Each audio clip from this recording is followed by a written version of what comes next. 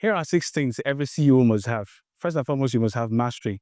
You must be good at a particular thing. It could be photography, it could be business, it could be finance.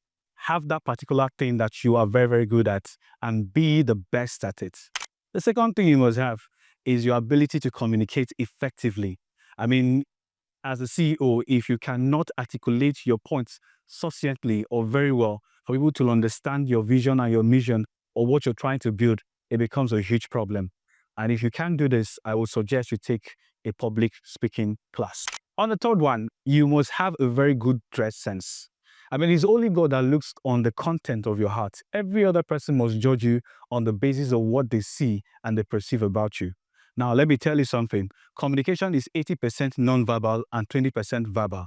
So what it simply means is that you can sit down, say nothing, yet you are communicating volumes. And that is why the way you look, the way you dress, the way you smell are all very, very important. Then another thing you must have is good etiquette.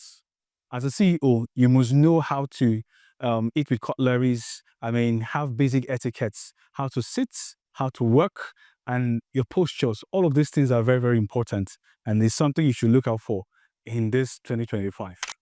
And as a CEO, you must have good headshots. I mean, it's really baffling to know that most CEOs don't have very quality headshots.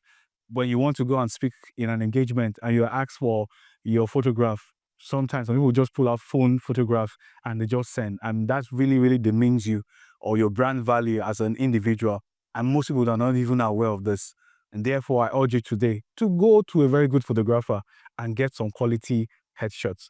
I am not advertising for photographers, but I think you should have quality headshots as part of your personal brand. And finally, you must have good social media presence.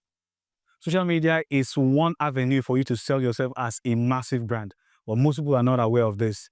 The fact that it's termed social does not mean you go out there and go and say things anyhow, because the internet does not forget.